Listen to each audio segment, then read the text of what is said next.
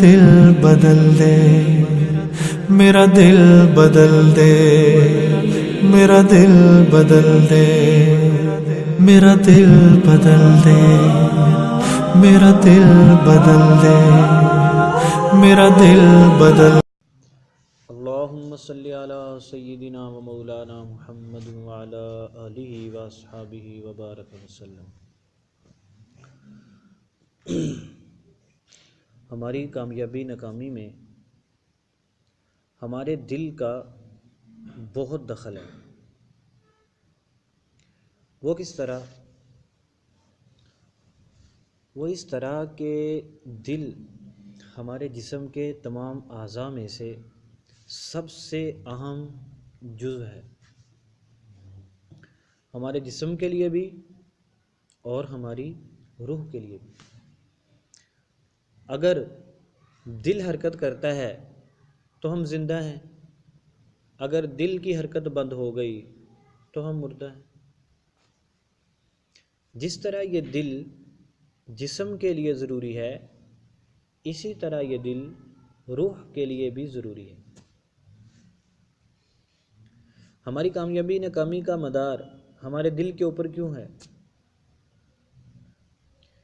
انسان کو جنت ملے گی اعمال سے، اور اعمال کوئی دکان سے خریدنے والی چیز نہیں ہے۔ اعمال ہمارے جسم سے نکلے ہوئے افعال کو کہتے ہیں۔ آنکھوں کا دیکھنا عمل ہے، کانوں کا سننا عمل ہے، زبان کا بولنا عمل ہے، ہاتھوں کا پکڑنا عمل ہے۔ اگر اعمال اچھے ہوئے تو جنت ہمارا مقدر بنے گی۔ اللہ تعالیٰ قرآن پاک میں فرماتے ہیں وَتِلْكَ الْجَنَّةُ الَّتِي أُورِثْتُمُوهَا بِمَا كُنْتُمْ تَعْمَلُونَ، کہ یہ وہ جنت ہے جس کے تم کو وارث بنایا گیا ان عملوں کی وجہ سے جو تم کرتے تھے۔ تو جنت آگے کھڑی، پیچھے اعمال، اعمال کرو جنت حاصل کرو۔ اب دوسری طرف ہیں برے اعمال۔ اگر جسم سے برے اعمال سرزد ہوتے ہیں تو پھر جہنم ٹھکانہ بن جائے گی۔ اب اس کا دل کے ساتھ کامیابی ناکامی کا کیا تعلق ہے؟ اعمال کرتی ہے آنکھ، زبان، کان، ہاتھ، جسم کے باقی اعضاء۔ دل ہمارے جسم کا سربراہ ہے، یہ حکم صادر کرتا ہے۔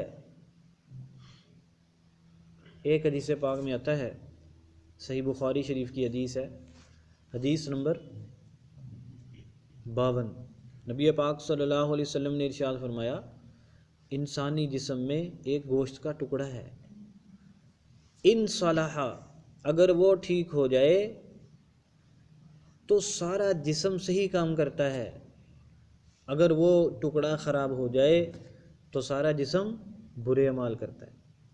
پھر آپ صلی اللہ علیہ وسلم نے فرمایا الا، غور سے سنو، وہ دل ہے۔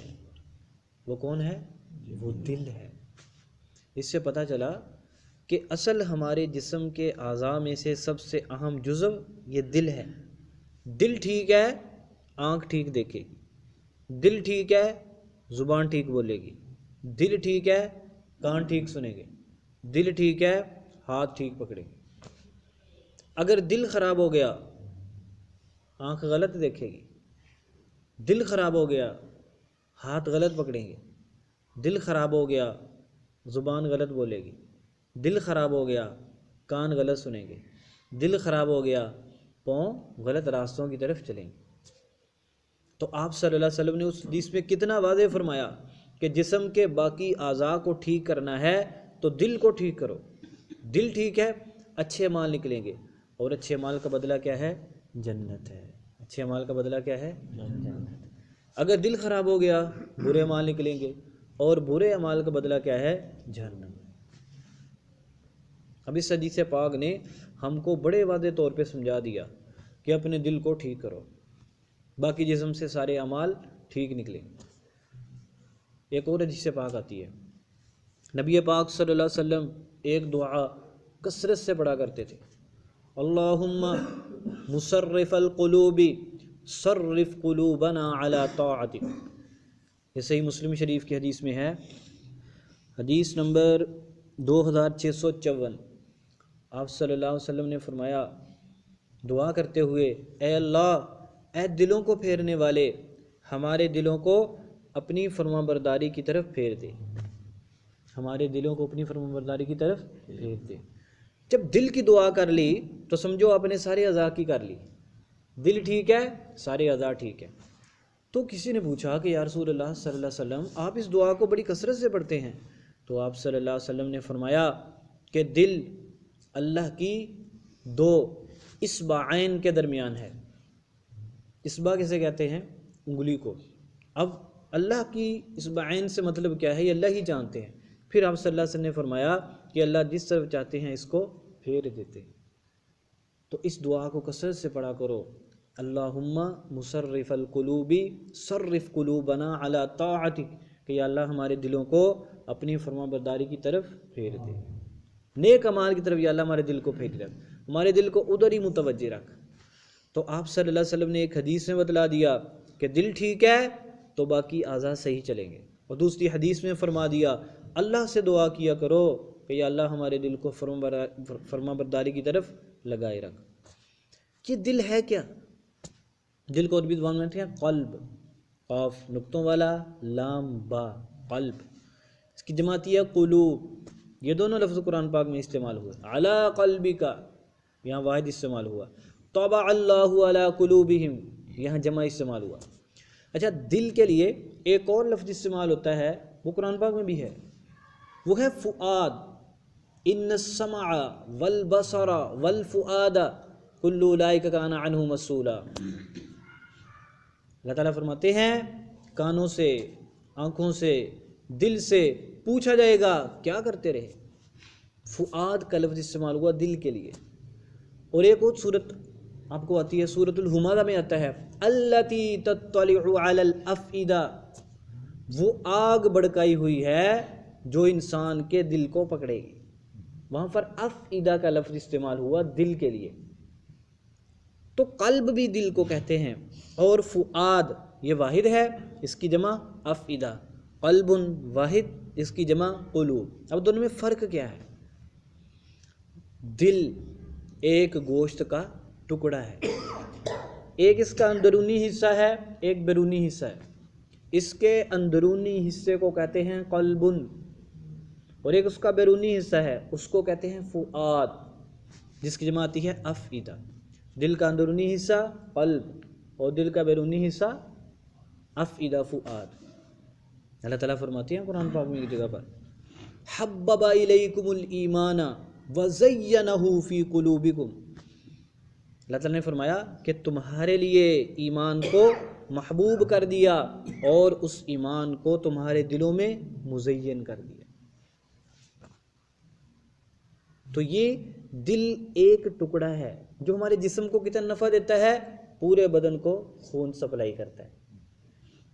اور دل ایک اور کام بھی کرتا ہے، وہ کیا؟ اچھا، سینہ، اس کو عربی زبان کہتے ہیں صدر، سینے کو عربی میں کیا کہتے ہیں؟ صدر۔ اس کی بات یہ ہے صدور، صدور اس کی جمع آتی ہے، قرآن پاک میں کئی جگہ پر استعمال ہوا صدور۔ وحصل لما فی الصدور قرآن پاک میں ہے۔ تو اس سینے کو صدر کیوں کہتے ہیں؟ اس لیے کہ جسم کے تمام احکامات سینے سے صادر ہوتے ہیں۔ کہاں سے صادر ہوتے ہیں؟ سینے سے۔ اگر دل ٹھیک ہے سارے اعضاء ٹھیک کام کریں گے، اگر دل خراب ہے تو سارے اعمال غلط کام کریں گے۔ دل کا ٹھیک ہونا انتہائی ضروری ہے۔ وہ جو ایک آیت پڑھی اس کا بھی تھوڑا سا سن لیں، اچھا اس کی تفسیر پھر کریں گے۔ اس کے علاوہ آپ ایک اور بات سمجھیں، یہ تو ہے نا دل کی اہمیت کہ دل کو ٹھیک کرنا ضروری ہے۔ کیوں؟ دل ٹھیک ہے سارے اعضاء ٹھیک کام کریں گے۔ اگر دل خراب ہے سارے اعمال خراب کام کریں گے۔ مثال کے طور پہ اگر دل خراب ہے تو بندہ بد نظری کرنے کے لیے کالجوں کے سامنے جا کے کھڑا ہو جائے گا، عورتوں کا مجمع تلاش کرے گا۔ کیوں؟ دل خراب ہو چکا ہے، اب یہ خراب چیزیں طلب کرتا ہے۔ اگر یہ دل ٹھیک ہے تو پھر کانوں کا دل چاہے گا کہیں ذکر ہو، محفل ہو، نعتیں ہوں، میں وہاں پر جا کر سنوں۔ وہ ٹھیک دل کی علامت ہے۔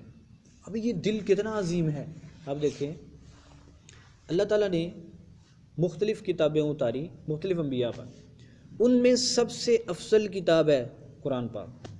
سب سے افضل کتاب کون سی ہے؟ قرآن پاک۔ قرآن پاک سب سے افضل کتاب بھی ہے، سب سے افضل کلام بھی ہے، سب سے افضل علم بھی ہے، بہت کچھ ہے۔ سب سے افضل کتاب، زبانیں دنیا میں مختلف ہیں، سب سے افضل زبان کون سی ہے؟ عربی۔ کون سی زبان ہے؟ عربی۔ اور قرآن کو کس زبان میں اتارا؟ عربی میں۔ کتاب سب سے اعلیٰ زبان عربی ہے۔ اگلی بات، اللہ تعالیٰ نے اس قرآن کو اتارا کس مہینے میں؟ شہر رمضان الذی انزل فیہ القرآن۔ سارے مہینوں میں سب سے بہتر مہینہ کون سا ہے؟ رمضان مہینے۔ اور ساری راتوں میں سب سے اعلیٰ رات کون سی ہے؟ شب قدر۔ انا انزلناہ فی لیلۃ القدر۔ زبان بھی اعلیٰ، مہینہ بھی اعلیٰ، رات بھی اعلیٰ۔ آگے فرشتے بہت سے ہیں، سارے فرشتوں میں سب سے افضل کون ہے؟ حضرت جبریل علیہ السلام۔ اور قرآن پاک کو کون لے کر آیا؟ جبریل علیہ السلام۔ سب سے افضل کتاب تھی، اللہ نے اتاری بھی سب سے افضل نبی پر۔ سب سے افضل نبی کون ہے؟ حضرت محمد صلی اللہ علیہ وسلم۔ اب دیکھ رہے ہیں آپ، ساری افضل چیزیں اکٹھی ہو رہی، کتاب بھی افضل، زبان بھی افضل، مہینہ بھی افضل، رات بھی افضل، لے کر آنے والا بھی افضل۔ جس نبی پہ اترے کتاب اتری وہ نبی بھی سارے نبیوں سے افضل۔ اب اگلی بات آ گئی، اللہ تعالیٰ نے نبی صلی اللہ علیہ وسلم پر کتاب اتاری، اس کے بارے میں اللہ نے ایک بات فرمائی سورۃ الشعراء میں آیت نمبر 194۔ اللہ تعالیٰ فرماتے ہیں وَإِنَّهُ لَتَنزِيلُ رَبِّ الْعَالَمِينَ، یہ کتاب اتاری گئی ہے جہانوں کے پروردگار کی طرف سے۔ نزل بہ الروح الامین، اور اس کو امانت دار فرشتہ لے کر آیا ہے، اس سے مراد حضرت جبریل علیہ السلام۔ آگے فرمایا علی قلبک، اور ہم نے اس کتاب کو اتارا آپ کے دل پر۔ آپ کے کس پر؟ دل پر۔ اب ذرا افضل چیزیں ملائیں، کتاب بھی افضل، زبان بھی افضل، مہینہ بھی افضل، رات بھی افضل، فرشتہ بھی افضل، نبی بھی افضل۔ اب نبی کا پورا بدن ہے، اور کس پر اتاری اللہ نے؟ دل پر۔ کس پر اتاری؟ تو اس سے کیا پتہ چلا کہ دل بھی ہمارے پورے جسم کے سارے اعضاء میں سب سے افضل ہے۔ اسی دل میں اللہ کی محبت آتی ہے، اسی دل میں اللہ کا نور آتا ہے، اسی دل کو سنوارنا ہمارے لیے ضروری ہے۔ تو دل کو سنواریں گے انشاءاللہ۔ اگلی مرتبہ انشاءاللہ بتلائیں گے کہ کون سی چیزیں ہیں جو ہمارے دل کو چمکاتی ہیں اور کون سی چیزیں ہیں جو ہمارے دل کو خراب کرتی ہیں۔ اللہ تبارک و تعالی ہم سب کو اپنے دل کی اصلاح کرنے کی توفیق عطا فرمائے۔